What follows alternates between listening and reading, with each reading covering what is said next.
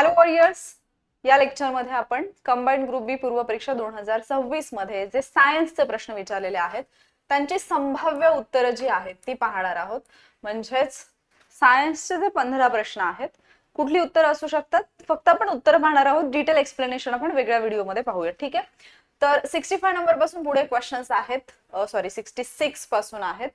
जर आपण 66 नंबरचा पहिला क्वेश्चन जर पाहिला, ध्वनी ऊर्जा म्हणजे डॅश डॅश असं त्यांनी विचारलेलं आहे. मग आता इथे जर आपण पाहिलं तर यांत्रिक ऊर्जेचा कंपन करणारा स्रोत आहे, विद्युत ऊर्जेचा कंपन करणारा स्रोत आहे की चुंबकीय ऊर्जेचा कंपन करणारा स्रोत आहे की वरीलपैकी सर्व, असं त्यांनी सरळ सरळ विचारलेलं आहे. तर आपल्याला माहिती पाहिजे की साऊंड वरती आतापर्यंत आयोगाने म्हणजे ध्वनी हा याच्यावरती आयोगाने सगळे प्रश्न विचारलेत आणि हे आपण खूप वेळा ऐकले की अणुतरंग आहेत, मेकॅनिकल वेव्हज आहेत किंवा यालाच आपण यांत्रिक ऊर्जेचा कंपन स्रोत असं म्हणतो. त्याच्यामुळे याचं उत्तर एक यायला पाहिजे. आयोग पण तेच उत्तर देईल असं अपेक्षित आहे. ठीक आहे, त्याच्यानंतर जर आपण पाहिलं, एक सेकंड,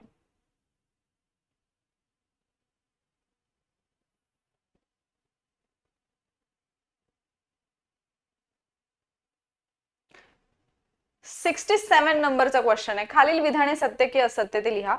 जस्ट एक दिवस आधी ज्यावेळेला ग्रुप बी मेन्स 17 मेला झालेला जो पेपर होता त्याचं डिस्कशन घेताना, सायन्सचे क्वेश्चन्स घेताना त्याच्यामध्ये केंद्रकीय विखंडन वरती प्रश्न आलेला आणि तेव्हा मुलांना सांगितलेलं की केंद्रकीय विखंडन विचारले आयोगाने, केंद्रकीय संमेलनावरती पण प्रश्न येईल. युरेनियम बद्दल पण सांगितलेलं होतं, इकडे हायड्रोजन सांगितलेलं होतं.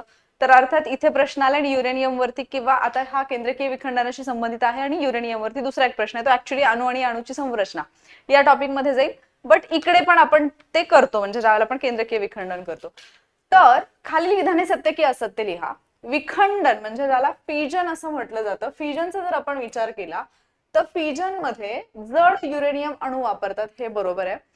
विखंडन अभिक्रियेमध्ये खूप ऊर्जा बाहेर पडते, ऑब्विसली याच्यामध्ये ऊर्जा बाहेर पडते, त्यामुळे हे सत्य असायला पाहिजे. याच्यामध्ये जड अणू जे आहे ते विभागले जातात.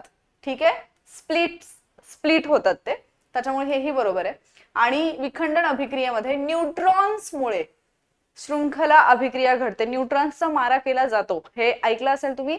आणि WBCच्या ज्या काही म्हणजे पेशींचे जे प्रकार आहेत हे शिकवताना पण मी एक गोष्ट सांगितलेली होती, त्याच्यामध्ये न्यूट्रोफिल्स असतात. तर न्यूट्रोफिल्स आणि न्यूट्रॉनचा मारा हे दोन घटक मी ट्रिकच्या संदर्भाने लक्षात ठेवायला सांगितलेले होते. तर ज्यांनी तो व्हिडिओ जरी पाहिला असेल तरी इकडे गेस करता आला असेल. इथे दिलेली चारही विधाने जी आहेत ती सत्य आहेत, त्याच्यामुळे पर्याय क्रमांक 2 याचं उत्तर असायला पाहिजे. आता पाहूयात आन्सर की मध्ये काय येते ते. ठीक आहे, त्याच्यानंतर पुढचा प्रश्न जर पाहिला आपण, योग्य उत्तर निवडा. तर या प्रश्नाच्या बाबतीत जेवढी माहिती मला मिळाली ना, मला थोडंसं कन्फ्युजन आहे की हा क्वेश्चन आता फर्स्ट आन्सर की आयोग काय उत्तर देईल म्हणून, बट सेकंड आन्सर की मोस्टली शक्यता आहे की हा क्वेश्चन हॅशटॅग होईल. रिझन हे आहे की इथे जे पहिलं विधान दिले, क्ष किरण हे श्राव्यातीत किंवा अल्ट्रासोनिक लहरी आहेत. आपल्याला माहिती की आपण ज्यावेळेला इलेक्ट्रोमॅग्नेटिक स्पेक्ट्रम शिकतो किंवा ज्याला तुम्ही विद्युत चुंबकीय पट्टा असं म्हणतात, तर आपण ज्यावेळेला विद्युत चुंबकीय पट्टा, विद्युत चुंबकीय लहरी अभ्यासतो की नाही, तेव्हा आपण क्षकिरण अभ्यासतो. म्हणजे हे इलेक्ट्रोमॅग्नेटिक वेव्हज आहेत, अर्थातच श्राव्यातीत किंवा अल्ट्रासोनिक नाहीये. त्याच्यामुळे पहिलं विधान जे आहे ते तुमचं चुकीचं आहे.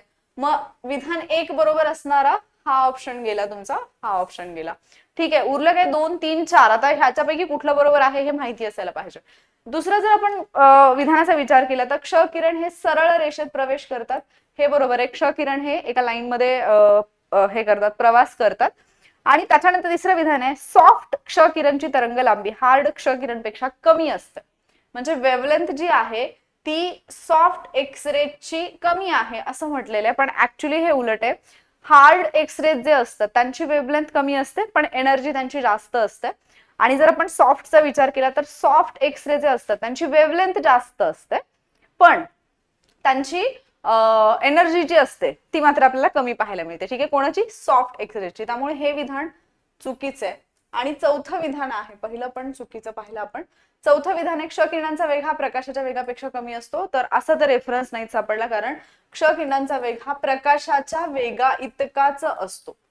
ठीक आहे, आता याचं उत्तर काय यायला पाहिजे होतं, फक्त 2 बरोबर, पण इथे तसं दिलेलं नाहीये, त्यामुळे मला असं वाटतं की हॅशटॅग होईल. आता फर्स्ट आन्सर की काय आन्सर येते बघूयात. कदाचित वेगळा कुठला रेफरन्स असेल तर ते नंतर आपल्याला समजेलच, मग तोपर्यंत रेफरन्सेस पण येतील, मग पाहूयात आपण. ठीक आहे, सो याला होल्ड वरती ठेवू शकतो आपण.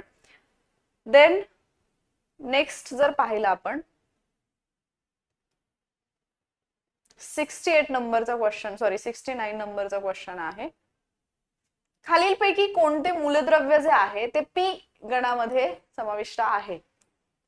एस, डी, पी, एफ हे जे ब्लॉक आहेत आपल्या आवर्त सारणीचे, याच्यामध्ये त्यांनी विचारलंय की पी गणामध्ये कोण येतं. ठीक आहे, म्हणजे पी ब्लॉक मध्ये कुठलं मूलद्रव्य येतं, तर ते येतं इंडियम. इंडियम जे आहे ना ते पी ब्लॉक मध्ये येतं. ठीक आहे, त्याच्यामुळे याचं उत्तर 3 यायला पाहिजे. हा प्रश्न जे मी बोलले ना की युरेनियमशी संदर्भात आहे, अणू आणि अणूची संरचना, ऍटम अँड इट्स स्ट्रक्चर या चॅप्टर मध्ये जाईल.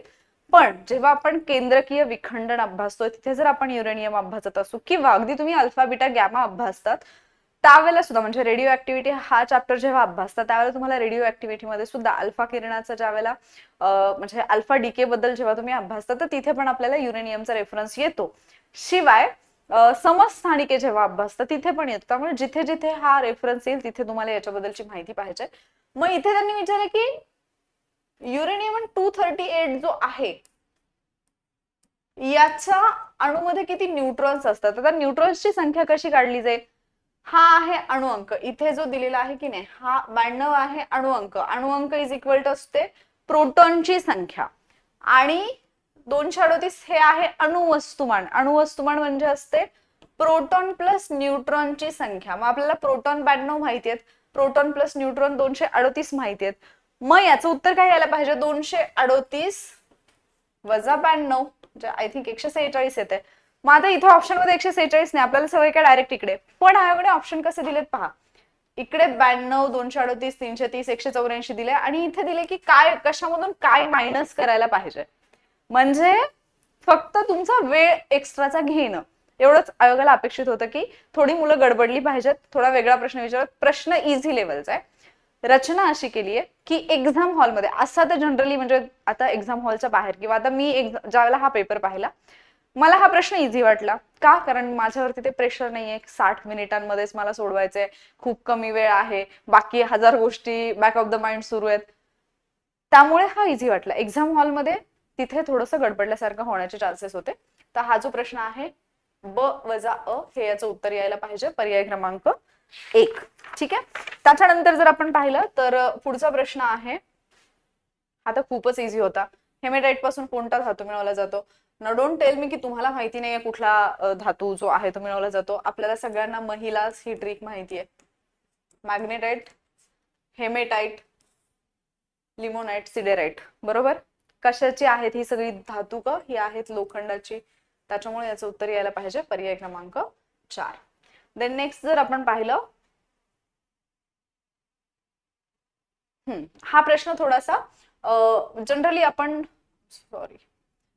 आपण ज्याच्याबद्दल जास्त काही वाचत नाही आपल्या याच्यामध्ये पुस्तकामध्ये, असा थोडासा होता. डिप्लोडोकस कोणत्या सब ऑर्डरशी संबंधित आहे? पण अगेन प्राणी वर्गीकरण वरती आहे. प्राणी वर्गीकरण वरती प्रश्न येतात हे आपल्याला इतकं तरी बेसिक माहिती आहे. तर हा जो आहे की नाही डिप्लोडोकस हा सोरोपोडा या सब ऑर्डरशी रिलेटेड आहे. जे डायनासोर्स आहेत ना, डायनासोरची एक प्रजाती आहे. ठीक आहे, त्याच्यामुळे याचं उत्तर यायला पाहिजे पर्याय क्रमांक 3. देन नेक्स्ट जर आपण पाहिलं, हा खूप इंटरेस्टिंग वाटला मला, कारण जस्ट एक्झाम आधीची जी रिव्हिजन होती, मी प्राणी वर्गीकरण आणि वनस्पती वर्गीकरणाचे व्हिडिओ घेतलेले, प्लस चॅलेंज मध्ये पण खूप वेळा ओरडून ओरडून सांगितलेलं. इंग्लिश मधले जे शब्द आहेत आपल्या पुस्तकात जे मराठीमध्ये त्याचं ट्रान्सलेशन दिलेलं आहे, जरुरी नाही की आयोग तेच ट्रान्सलेशन वापरेल. आणि या गोष्टी मी अगदी स्पष्टपणे आता जस्ट 1-2 दिवस आधी लेक्चर घेतलेले त्याच्यामध्ये पण बोलले होते. इथे त्यांनी कोएलेंटेरेटा असं म्हटलंय. कोएलेंटेरेटा आपल्याला माहितीच नाही की हा पण एक फायलम आहे. ज्या स्टुडंटचं सायन्स बॅकग्राऊंड नाहीये आणि ज्याने आपले लेक्चर पाहिले नाही त्याला 100% इथे हे काहीतरी वेगळं विचारलंय असं वाटेल. अॅनिमल ओळखीचे वाटतील पण हे वेगळं वाटेल. मग त्यावेळेला मी तुम्हाला सांगितलं होतं की इंग्लिश मधला शब्द पहा, कारण बऱ्याचदा मराठीमध्ये जे ट्रान्सलेशन दिले ते वेगळं असू शकतं. हा आहे सिलेंटेराटा, ज्याला आपण सिलेंटेराटा म्हणतो की नाही, याचं ट्रान्सलेशन काय झालंय? कोएलेंटेराटा. आणि मग आपण गोंधळतो. मग आता सिलेंडर तर अख्खा संघ घेतलाय, परवा सगळं त्याच्यावरचे प्रश्न घेतलेले आहेत. आणि शिवाय जरी मला माहिती नसेल सिलेंडर मध्ये कुठले, तरी मला 100% माहिती आहे ही जी समुद्री काकडी आहे ना, सी कुकुंबर, आर्ची आठवत असेल, इकायनोडर्माटामध्ये. त्याच्यामुळे हे याचं उत्तर यायला पाहिजे, कारण कुठल्या संबंधित नाही असं विचारलंय. समुद्री पेन, सी पेन असेल, ब्ल्यू कोरल असेल, सी फॅन असेल, हे सगळे सिलेंडराटा मधले आहेत. ठीक आहे. त्याच्यानंतर नेक्स्ट क्वेश्चन जर आपण पाहिला, खालीलपैकी कोणते उभयचर प्राणी आंधळे आहेत? जर उभयचर प्राणी हे प्रॉपरली अभ्यासलेले असतील तर आणखी एक गोष्ट व्यवस्थित कळली असेल की तुमच्या पुस्तकामध्ये जिथे हे उभयचर प्राणी अॅम्फिबियन्स दिलेले आहेत त्यांचं जे वर्गीकरण दिलेलं आहे त्याच्यामध्ये जिम्नोफिओना हा जो एक काय म्हणूया आपण त्याला सब ऑर्डर दिलेला आहे, त्याच्यामध्ये ब्लाइंड वर्म्स म्हणून दिलेले आहेत. ठीक आहे. त्याच्या समोर लिहून दिले त्या प्राण्यांच्या समोर ब्लाइंड वर्म्स म्हणून. हे कोण आहेत? हे आहेत सिसिलियन. कोण आहेत? सिसिलियन, ज्यांना आंधळे उभयचर, आंधळे प्राणी म्हणून ओळखलं जातं. देन हे तर काय विचारायलाच नको, लिंबूवरील कॅन्कर रोग. बरेच जण म्हणे की मॅम थोडी ना रिपीट होणार आहे. हा प्रश्न तर अक्षरशः म्हणजे ना कुणीही सांगेल, कुणी असे. ठीक आहे. झॅन्थोमोनास सिट्राय, मग उस्टिलेगो. आता हे बाकीचे 3 करणं हे तुमचं काम असेल. ठीक आहे. सोरघी आता परवाच्या सेशन मध्ये बोलले होते मी जे तुम्हाला 17 मेचा पेपर परत सांगते की नाही, 17 मेच्या पेपरमध्ये सोरघीचा प्रश्न होता. म्हणजे ज्वारीवरती विचारलेला होता प्रश्न आणि त्याच्यामध्ये ऑप्शन मध्ये सोरघी होतं. तर सोरगी, पोरगी, ज्वारी आणि सॉरी अशी ती ट्रिक दिलेली होती. झॅन्थोमोनास सिट्रायला लिंबू मला मारलेला सगळ्या मुलांनी, बऱ्याच मुलांनी कमेंट पण केली की मॅम लगेच आठवलं वगैरे म्हणून. तर हे काही फार अवघड प्रश्न होता असं मला वाटत नाहीये. नेक्स्ट जर आपण पाहिला, आता आणखी काही गोष्टी आहेत या प्रश्नाच्या बाबतीत. मज्जा अशी आहे की या पेपर मधले आणखी काही प्रश्न जे असे होते की जिथे तुम्हाला स्पेसिफिक खूप जास्त अभ्यासाची गरज नव्हती, तुमचं जे जनरल नॉलेज आहे, लहानपणापासून जी शाळा तुम्ही शिकलेले आहात त्याच्यावरती तुम्ही याचं उत्तर देऊ शकत होता. वनस्पतीच्या जोमदार वाढीसाठी सर्वोत्तम मृदा कोणती आहे? वालुकामय, सँडी सॉइल, क्ले सॉइल, हे तर तुम्ही सहज एलिमिनेट करू शकला असतात. की जिथे वाळूमय मृदा असेल ऑब्विसली तिथे पिकं एवढी व्यवस्थित येणार नाही. चिकण माती तर ऑब्विसली नाहीच नाही. लोम माती जी आहे ना, इथे लोमी जरी दिलं असतं तरी तेच उत्तर आलं असतं. लोम माती जी आहे ती वनस्पतींच्या जोमदार वाढीसाठी किंवा चांगल्या वाढीसाठी आवश्यक आणि चांगली मानली जाते. त्याच्यामुळे याचं उत्तर 3 द्यायला पाहिजे आयोगाने. नेक्स्ट आहे मातीचा किंवा मृदेचा उपजाऊ स्तरांच्या नुकसानीस डॅश डॅश असं म्हणतात. जरी मला नाही कळलं की उपजाऊ स्तर वगैरे हे काय आहे, इथे पहा, the loss of upper fertile layer. मातीचा जो वरचा थर आहे ना, फर्टाईल लेअर जो आहे, अप्पर फर्टाईल लेअर, जो ऍक्च्युली उपजाऊ स्तर म्हणून आपण ज्याला ओळखू, याचं जर नुकसान होत असेल, लॉस होत असेल, तर त्याला आपण काय म्हणतो?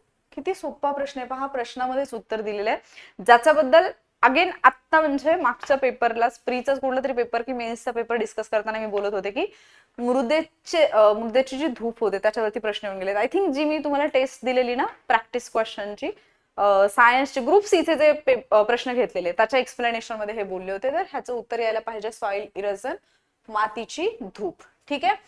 त्याच्यानंतर नेक्स्ट, आता हा प्रश्न मॅम हे काहीतरी आउट ऑफ द बॉक्स वाटलं, काहीतरी अवघड प्रश्न वाटला. अरे किती सोपं आहे पहा, आणि हे एक्झाम हॉलमध्ये पण सोपं आहे. म्हणजे जसं मी मगाशी म्हटलं युरेनियमचा प्रश्न सोपा होता, पण तो अशा पद्धतीने डिझाईन केलेला की तुम्हाला कठीण वाटेल एक्झाम हॉलमध्ये. पण इथे जर पाहिलं, मानवाच्या शरीरामध्ये पाण्याच्या संतुलनाचं नियंत्रण राखायचं आहे. रक्तामधले जे क्षार आहेत त्यांच्या प्रमाणाचं नियंत्रण करायचं आहे. रक्ताचा जो सामू आहे ज्याला आपण पीएच म्हणतो, त्या पीएचचं नियंत्रण करायचं आहे. आणि टाकाऊ पदार्थांचं आणि अतिरिक्त क्षारांचं शरीराबाहेर उत्सर्जन करायचं. मला नाही माहिती समजा की हे सगळं कोण करतंय, पाण्याच्या संतुलनाचं नियंत्रण, रक्तातल्या क्षारांचं प्रमाणांचं नियंत्रण, रक्ताच्या सामूचं नियंत्रण, पण मला उत्सर्जनासाठी कुठला अवयव आहे जो हेल्प करतो हे तर माहितीये ना. माझी त्वचा असेल, लहान आतडे असेल, यकृत असेल की मूत्रपिंड असेल, ऑब्विसली किडनी आहे. हे त्याचं उत्तर काय यायला पाहिजे? पर्याय क्रमांक 4. आयोग पण हेच उत्तर देईल अपेक्षित तरी आहे. ठीक आहे. त्याच्यानंतर म्हणजे तेच येणार आहे उत्तर. त्याच्यानंतर हा प्रश्न पहा, हा पण अगदी चॉकलेट क्वेश्चन. खालीलपैकी कोणती जीवनसत्वे पाण्यात विद्राव्य आहेत? कुठली आहेत? Obviously WBC. आठवते का ट्रिक? WBC सांगितलेला आहे. W म्हणजे वॉटर, B म्हणजे बी आणि C म्हणजे सी. WBC जेव्हा आपण अभ्यासतो त्यावेळेला ही ट्रिक त्या लेक्चरमध्ये पण सांगितलेली. सो बी आणि सी हे जे आहेत हे पाण्यामध्ये विद्राव्य आहेत, वॉटर सोल्युबल विटामिन्स आहेत बी आणि सी. त्याच्यानंतर नेक्स्ट क्वेश्चन जर आपण पाहिला, हा लास्ट वाला क्वेश्चन आहे. अगेन या क्वेश्चनच्या बाबतीत सुद्धा थोडंसं कन्फ्युजन आहे, पण ते आपण बघूयात की आता आयोग काय उत्तर देतोय. दुसरा ऑप्शन नाहीये कुठला, त्याच्यामुळे याचं उत्तर पहिल्या आन्सर की नुसार तर हेच यायला पाहिजे. कारण प्रमस्तिष्क मेरू द्रव म्हणजे काय आहे? The cerebrospinal fluid. ठीक आहे, ज्याला CSF असं आपण म्हणू. हा मेंदूच्या पोकळीतील कोराइड फ्लेक्सस मध्ये तयार झालेला आणि सब अरॅक्नाइड पोकळीमधून मेंदू व मज्जारज्जू सभोवती फिरणारा द्रव पदार्थ आहे. थोडंसं वाचायला अवघड वाटतं, इंग्लिश मधून वाचलं तर ते इझी वाटतं. ठीक आहे, मग आता याच्या बाबतीत काही विधानं जी आहेत ती विचारात घ्या.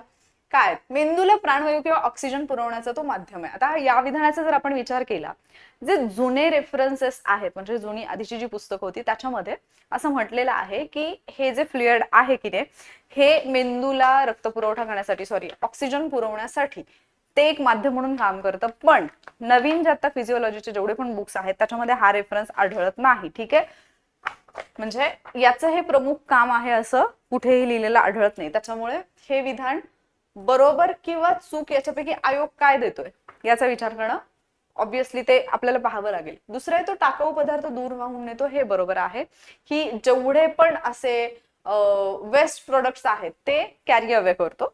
देन तो मेंदूला पोषण पुरवतो म्हणजे काय? ग्लुकोज असेल, प्रथिने आहेत, इलेक्ट्रोलाइट्स आहेत, तर हे पुरवण्याचं काम कोण करतंय? प्रमस्तिष्क मेरू द्रव. ठीक आहे, आणि तो मेंदू व मज्जारज्जूसाठी आघात प्रतिबंधक म्हणून काम करतो. म्हणजे ज्यावेळेला धक्का लागतो की नाही आपल्याला, एखादा धक्का वगैरे, त्याच्यापासून वाचवण्याचं काम हे करतं. तर हे बरोबर आहे. म्हणजे BCD बरोबर असायला पाहिजे, असा ऑप्शन नाहीये. त्याच्यामुळे 100% आयोग 3 हे उत्तर देईल. ठीक आहे, सो जर आपण इथे पाहिलं तर मला असं वाटतं की तो डायनासोरची प्रजातीवाला जो एक क्वेश्चन होता की नाही, आता हा 80 नंबरचा एक प्रश्न. देन आता हे 79-78 वाले जे प्रश्न आहेत ते तर हे तर काय इझी कॅटेगरीतले होते. कुठे गेला तो डायनासोर वाला जो प्रश्न होता की नाही, तो मला असं वाटतं की थोडासा कठीण. हा पण जर तुम्ही म्हणजे ते क्ष किरण वगैरे जे आहे ते इलेक्ट्रोमॅग्नेटिक स्पेक्ट्रम हा जर व्यवस्थित अभ्यासलेला नसेल तर हा कठीण जाईल. अदरवाईज हा इझी वाला होता. याच्यातलं हे सेंटेन्स फक्त तुम्हाला थोडंसं त्रासदायक ठरू शकत होतं, सॉफ्ट एक्सरे आणि हार्ड एक्सरे. ठीक आहे, अदरवाईज बाकी जर आपण पाहिलं तर तेवढा एकच प्रश्न, दोनच प्रश्न मला असे वाटले, तो लास्ट वाला एक अँड देन तो डायनासोरची प्रजातीवाला एक. ठीक आहे, की जिथे थोडस आपण असं म्हणू शकतो की कठीण वाटेल असा हा वाला सोरोपोडा वाला. ठीक आहे, डिप्लोडोकस वाला. बाकी नाही तर मग सायन्स मध्ये चांगले मार्क्स आले असतील, कारण सायन्स आता पहिला इतका अवघड राहिलेला नाही, कारण आपण ते अवघड राहू दिलेलं नाहीये. सायन्सला आपण अगदी इझी करून टाकलंय, तसेच बाकीचे विषय पण आपण इझी करतोय. त्यामुळे जर तुम्हाला सायन्स अवघड जात असेल तर मी तुम्हाला डेफिनेटली सजेस्ट करेन की वॉरियर ऑफिसरचे लेक्चर्स करा. कारण आपल्या दैनंदिन भाषेमध्ये दैनंदिन जीवनातली उदाहरणं देऊन ते तुम्हाला समजावण्याचा मी प्रयत्न करत असते आणि निश्चितपणे त्याचा खूप स्टुडंट्सना फायदा होतोय, तसा तो तुम्हालाही होईल. ठीक आहे, लवकरच भेटूयात आपण पुढच्या लेक्चरमध्ये. तोपर्यंत सायन्सचे तुमचे किती बरोबर येत आहेत हे मला सांगायला विसरू नका. ज्या प्रश्नांच्या बाबतीत मला कन्फ्युजन आहे तिथे मी प्रामाणिकपणे सांगितलं की इथे मला थोडासा डाऊट आहे म्हणून. सो आयोगाची आन्सर की जी येईल तीच ऍक्च्युअली तुमची फायनल असणार आहे. त्यामुळे कुठल्याही क्लासची हे फक्त एक आपल्याला आयडिया यावी म्हणून आहे. बाकी कुठल्याही प्रकारे तुम्हाला तुमचं खच्चीकरण व्हावं किंवा तुम्ही खूप टेन्शन मध्ये यावं या हेतूने हा व्हिडिओ बनवलेला नाहीये. ठीक आहे, लवकरच भेटूयात पुढच्या लेक्चरमध्ये. तोपर्यंत जर चॅनल सबस्क्राईब केलेलं नसेल तर सबस्क्राईब करून घ्या. थँक्यू.